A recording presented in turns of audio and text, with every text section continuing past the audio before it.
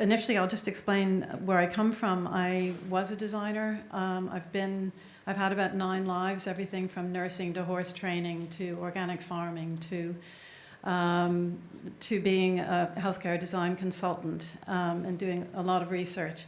I did do consultancy in product design at one point, and that's why I'm here today, because I worked with Leo Scarf in a project, my last project with the Design Council, with the Crafts Council actually.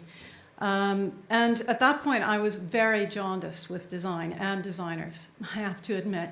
And I decided to take some time out. There were personal things that happened, some personal tragedy in my family, so that insisted that I take some time out anyway. And what I did was an MSc in Architecture and Advanced Environmental and Energy Studies, because I was always very committed to the environment. And that really gave me a wonderful opportunity to change, or to really think for a couple of years about what I feel design is about for me. Now, let's see, I'm another Mac person, so I press this button. Yes, and so health has been, I was a nurse first, so health has always been behind everything that I do. And this is something, what I'm showing at the moment, the determinants of why you live or die, is something that public health people know a lot about, but generally designers don't. And that is that about 60% of how we design a city could actually influence on whether we live or die. And the big one in that one is behavioral. It's whether we're members of a group, what our communities are like, how engaged we are in our street, and social circumstances, obviously, you know, whether you're wealthy, whether you can pay for food, and environmental exposure, which is pollution, which is what really gets most of the publicity, is only 5%. And actually we invest, you know, the healthcare, which we invest billions in, is only 10% of that, in that figure. I mean, that only 10% determines, it only determines 10% of whether you live or die, which is quite sad, really, that we focus on that, and nobody wants to be in hospital. And obviously 60% of us are now living in cities, so this got me thinking about what is the impact of our physical environment on our psychological health. And in fact, it's quite a lot. We're taking more and more analgesics. We are, as Boyden says, culturally adapting to biological maladjustment by treating ourselves. And other people are becoming the experts in this, and generally you go to a specialist. If you feel ill, you go to your doctor. But actually, I believe very firmly that we are the experts of our own health. And really what I'm doing now, I feel every day, is looking at how we can empower ourselves really to reclaim responsibility for our own health and the environmental health, which are really one. You know, there's no difference between environmental health and personal health. It's all deeply embedded in each other. They are. So I started in 2005 doing something that a lot of serious researchers would poo-poo, but it's looking at my life as a research project and my street, because I think we need to redefine the healthcare environment. The healthcare environment is not the hospital. That's the end-of-pipe solution. Our health is actually where we live every day, is determined by that. And so how can we move away from crisis management of our health toward preventative models? And the project was my street, and it still is. I started in 2005 with a group of local residents, and we started making a community garden on our corner. It's a tiny little patch of ground, little triangle, and we're still there today, mostly doing composting demonstrations, because I feel there's an intrinsic connection between waste and health, and that we are the only animal that produces non-biodegradable waste, and that this is actually eating away at our conscience. And that's what's been behind a lot of what I've done with this garden. But what was interesting about it is that we began to learn all sorts of lessons, which I'll just run through quickly. And the first one is that very modest little interventions in how we live in public spaces can make a huge difference in the community around you and what they think about life and how they interact. And for me personally, every time I go to this corner, I meet somebody new, which is just astounding. I've lived in this neighborhood for over 25 years. So just standing on the corner doing something a little bit strange can make a big difference, big impact over time. And how engaging in this, you need to start it now, not postpone it, because the collaborative power of these sort of interventions is amazing. And that nothing is permanent. I mean, we tend to think of planning as, master planning, and that we do this because, we need to create a permanent structure. But in fact, everything is always changing all the time. So why be so precious about it? That, just do something, and you'll find that you'll very quickly get a response. It might not be the one you expect. It might be better. It might be worse. But you'll learn a huge amount from this in a very short period of time. And that's what we started to do. So we started to view our street, which had cars burned out on it, and very antisocial behavior, as an opportunity to really experiment with doing things differently. And we placed, as I just showed there, we placed this little bench, tiny little bench on the street, and immediately, in a very derelict corner, immediately it completely transformed the way that was used. That, people sat there, old ladies on the way back from the shop, and then people had fundraising events for fringe events and impromptu concerts, etc. And so we started looking at the street itself, and could we actually create a little pocket park on the street? And we invented a few little pocket parks there. And we began thinking about the fact that 70% of the city is really designed for the car, not for people. And could this be a mixed-use space, etc.? And we began to realize how important fun is in all of this. That just play and actually behaving as children and including children as planners in a project is so important. And this is there's a little picture there of Ali Grian's project, which she did in our street as a result of our thinking, getting kids to build a playground in the middle of the street. And you begin then looking at your city a lot differently, and I don't think this is any different in Leitrim. That things that look like the end, like this is O'Devany Gardens near me, which is a social housing project that didn't happen, actually starts looking like a farm. How exciting, So we started making proposals, and we also realized that this was by mapping these relationships in our neighborhood. We were also recognizing huge assets that by getting to know my street, I realized we could probably build a skyscraper with the people on my street. The talent that I met just across the road from me was astounding, and how important this is on an economic level if we were to collaborate. So this, for instance, is a waste piece of ground that a local community group want to change into a community garden. Most people walk by it, see it as trash. They see it as treasure. And so the idea of neglected waste streams, inner city, people, spaces, materials, and systems just seem to hold so much potential to us after this exercise. And this, then, a space that I have looked at for years and adored. It was sort of a secret garden that ran under the streets near where I lived. Suddenly became interesting for me, again, on a bigger scale, when I attended the Grange-Gorman Development Public Consultations. And I attended those consultations when I was in the start of a PhD. I was taking a step back from it. It wasn't going so well in London.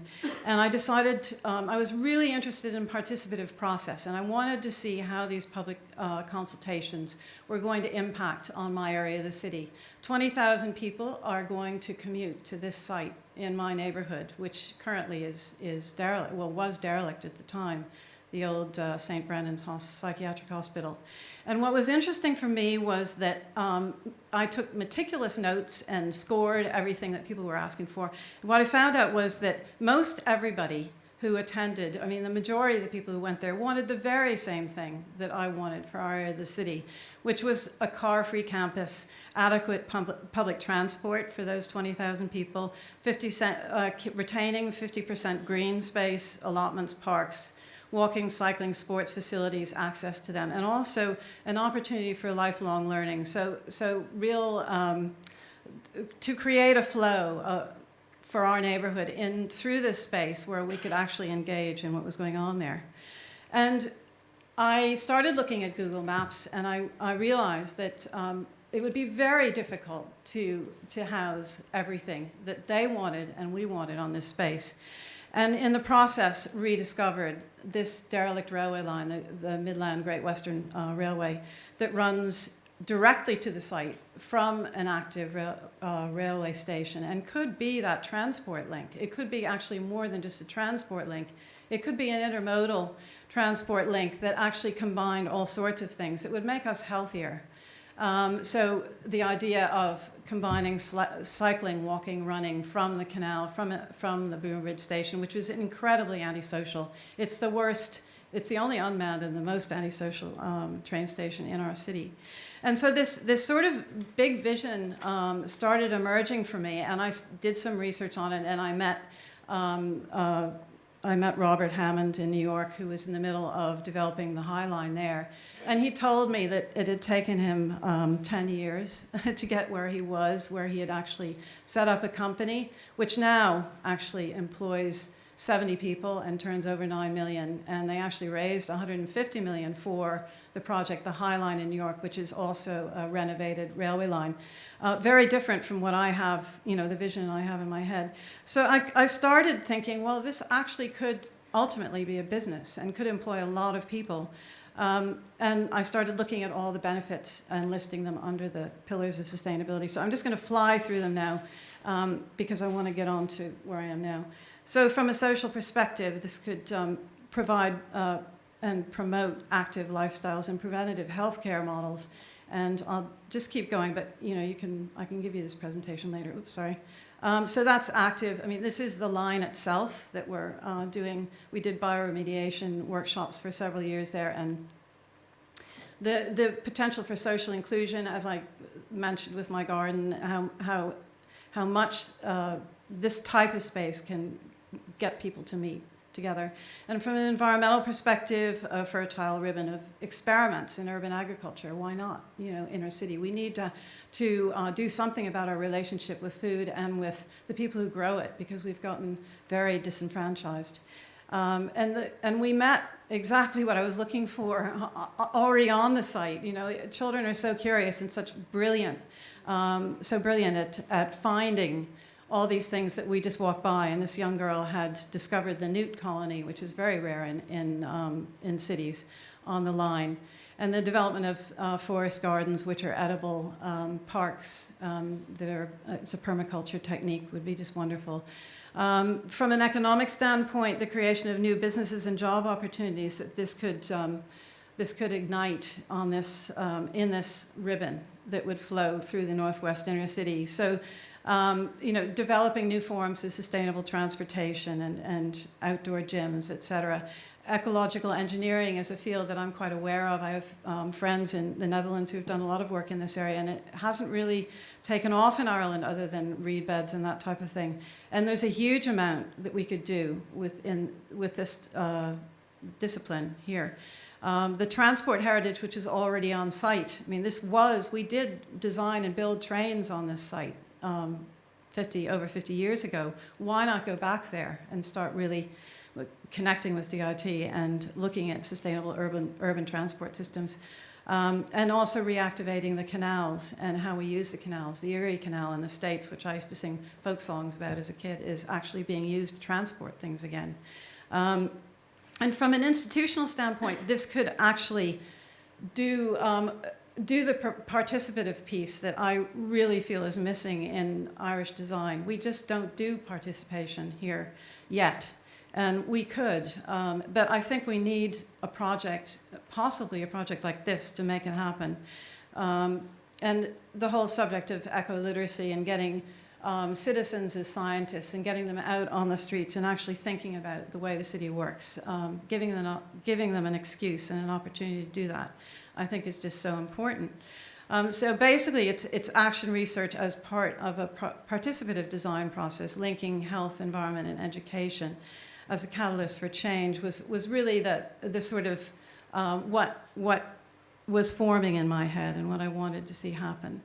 And so I set up a list of aims, and I won't go through them now, but basically they're the same things that I've just been talking about: promoting social cohesion, creating a learning environment, developing a framework for collaborative process, and then establishing a foundation for this type of learning. And of course, there's tons of precedent out there for doing something with city infrastructure. And the High Line in New York City is the obvious example, which has been hugely critiqued about what it's actually, it's a fabulous piece of design, but what has it done for the community in that area of the city, some of whom I know really well, who live in social high-rise. The elderly in that area of the city, there's a lot of them living there now in cooperative housing. Now, the place has become so gentrified that they can't sit and hang out and have a donut and a cup of coffee the whole day, as they used to do. Everything's stainless steel and glass and expensive. And it's hugely been a huge success from an economic standpoint. But with the money, the $150 million that was pumped into this and raised by the public, you could have built many parks in New York City in places that probably needed them a whole lot more. And now the building, I was just there a week or so ago, and now the building projects that have started there are virtually hiding the view. There's so many buildings around this thing. So it's very interesting to see what happens. The repercussions of a big design statement aren't always what you think. This is a better story, actually, in Seoul, the daylighting of Seoul, by peeling back the layers to a river that used to go through Seoul, that was covered up for 500 years in different types of highways.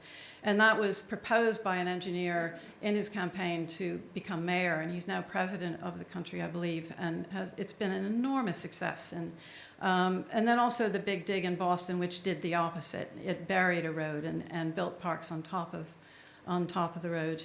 And the Promenade de Planté in Paris, which was the inspiration for the High Line, which has been around for about, 30 years, and they're building another one now, which has been hugely successful. It's so much part of the fabric of the city now, you wouldn't even realize that it had ever been a railway line.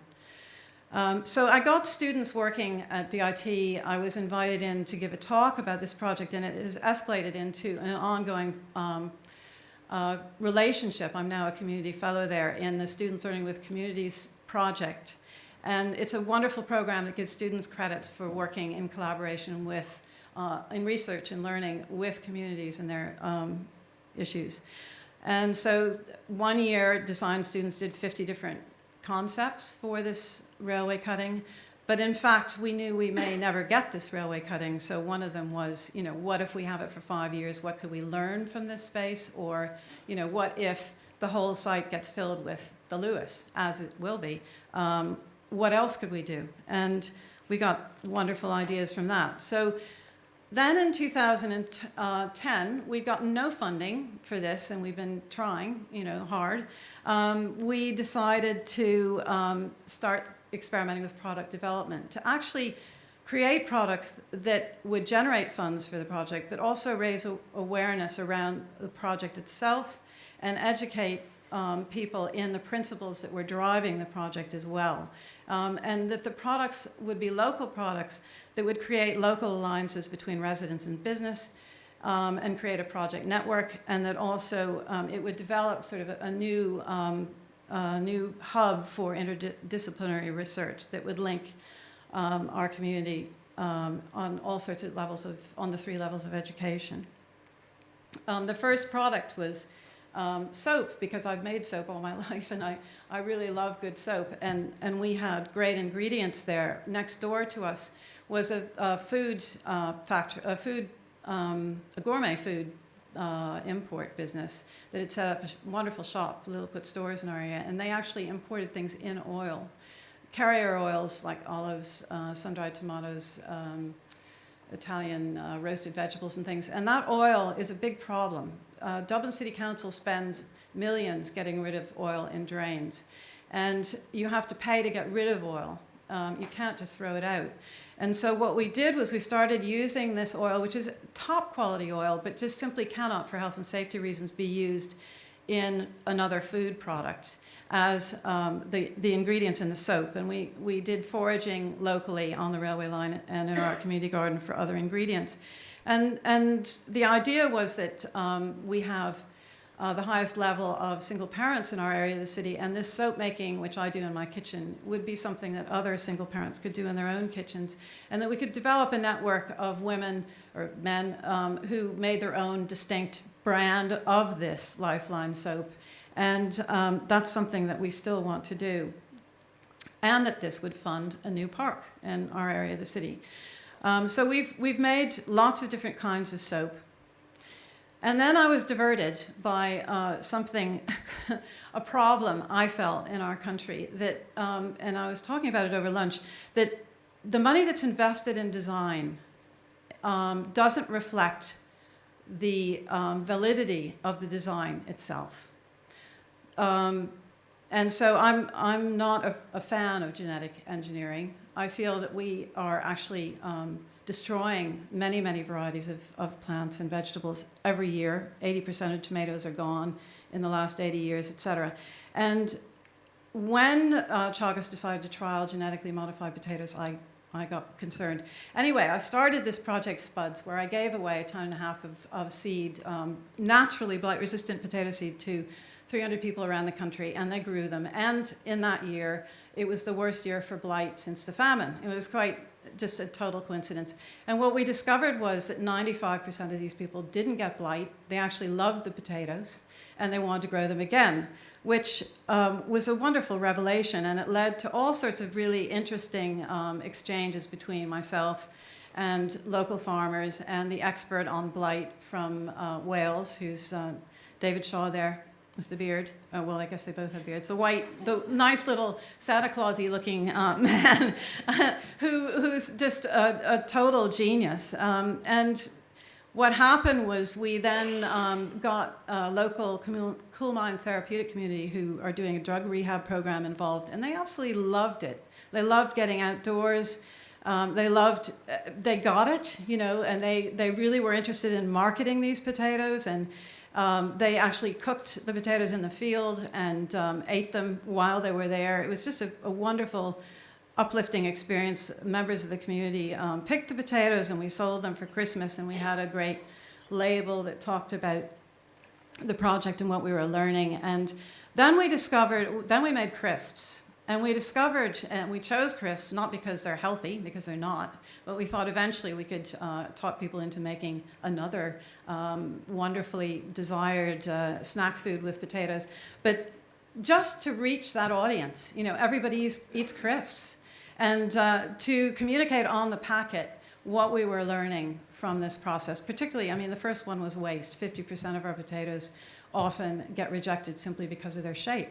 You know, this is really nutritious. I mean, the more I learned about potatoes, the more I realized why people were always eating as many 5.5 kilos of potatoes when the famine hit. It just was a mystery to me, but now I know why. I pretty much ate only potatoes for a year. And around that time, I said, this is it, this Lifeline thing. You know, I've been banging on doors for 5 years now, as Robert Hammond did in New York City with the High Line. And this is it. I can't spend all my time on this project anymore. I'm going to give it one more year. And I applied sort of reluctantly to the Guinness Projects Fund and actually won 50,000% more money than we'd ever earned for the project. And I'm still being very careful about how I spend it. But one of the things that has struck me since then is that women control 80% of the buying power. And then in fact, by really continuing our process of product development with the products that we're developing, we could possibly change the way the global economy works through combined commercial activity. So that means both customers and who, what, why, where, and when they buy, and the entrepreneurs doing the same thing. Who do I sell to? When do I sell my vegetables at the local farmers market, or do I sell it to Tesco? You know, huge difference. And so we are working with bees this year because bees explain what we want to do with this project on so many different levels. They, on a philosophical level, they're totally committed to the superorganism, and they only improve areas that they are using, and they don't own where they live. And this is the same way the High Line is for us. We probably never will own any land, but there is so much residual land in our area of the city, and people and systems and materials that we could be using in the process of developing this project. And they also only produce health products. They don't produce, I can't give you an example right now, but we're constantly producing products that maybe are a slight improvement on something that's been designed before, but actually we don't really need, like the stapleless stapler or something. So bees are hugely intelligent. The other thing that's really interesting about bees is they have a really well-established system of democracy and decision-making processes that we could learn a huge amount from. And there's a man in Cornell who I spent some time with last summer, Thomas Seeley, who spent about 40 years marking thousands of bees and figuring out how they actually do make decisions, and then turned around and experimented with how they make decisions in his own faculty, in his own department at Cornell, quite successfully. And if you meet him, you'll be totally astounded by what a Buddhist kind of he is. He's just so calm and so in control of his thoughts, and so generous with everybody around him. So I went from Project A, which the agencies, which Guinness were pushing me to speak to the agencies, to get the RPA, the Dublin City Council, DIT, Waterways Ireland, and give them a big party, show them a big presentation, then put them on the spot and say, I've been talking to you for 5 years about this project. Why aren't you getting involved, and what can you do? I decided, I got, closer we got to doing that, the more uncomfortable I got, and I decided to do Project B, which is BI Fala, which is more about to be. And I really believe that bees can actually lead us toward stronger participative process. They've practiced it for thousands of years, and more people-centered urban design, even on the commons level, simply. So this is what I'm doing this year. I've declared the Year of the Bee in our area of the city, and Lifeline Project B is there are a lot of urban beekeeping projects around the world, and actually bees do a lot better in cities, a lot better than we do. Bees produce twice as much honey, and they're a third more likely to overwinter in the city. We actually suffer in cities, as I talked about earlier. So why are they doing so well in the city? One simple thing that just light bulb went off in my head is they only forage for their food within a 2.5 kilometer radius. I mean, think of that. We are talking about local food systems, but bees have been doing it, always doing it. And this is a lovely man who keeps bees. He's in a very high-powered advertising agency in Paris, and he actually keeps bees in his office to try to stimulate conversation with big corporations around what they're doing, which I think is really interesting. This is the territory. It's just stunning.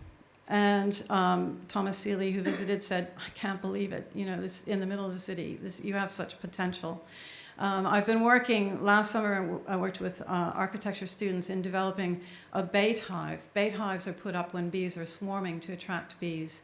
And I asked, my brief was with these architects, I want you to develop a bait hive that will attract both bees and people to this project. So it'll be a really beautiful thing that bees actually will occupy, but people will also be incredibly curious about. And so in 2 weeks, it was a very short project, they developed this beautiful object, which people love, and we're now taking further with engineering students in DIT. They're making it practical in terms of getting the bees out of it, which the architects didn't think about, not being beekeepers. And this is our branding, which is an IADT graduate last year, did a bee project, and we were able to just simply use what he did, which is just so perfect for our project. So those are the products there. We have a soap, and we have a seed balm, and we have a B&C foot soap, which is C as in SEA, sea products, seaweed, and That's our mentor there. Well, the actual product development is just one wing. I mean, most of what we're doing is actually on-the-ground action research with citizens this year, doing studies with the National Biodiversity Data Centre on bee activity in our area of the city, and then also a serious beekeeping training course, which will link to the bait hives, attracting the bees in. So we're inviting you and the bees to take part in our process, and I hope that's helpful. Thanks.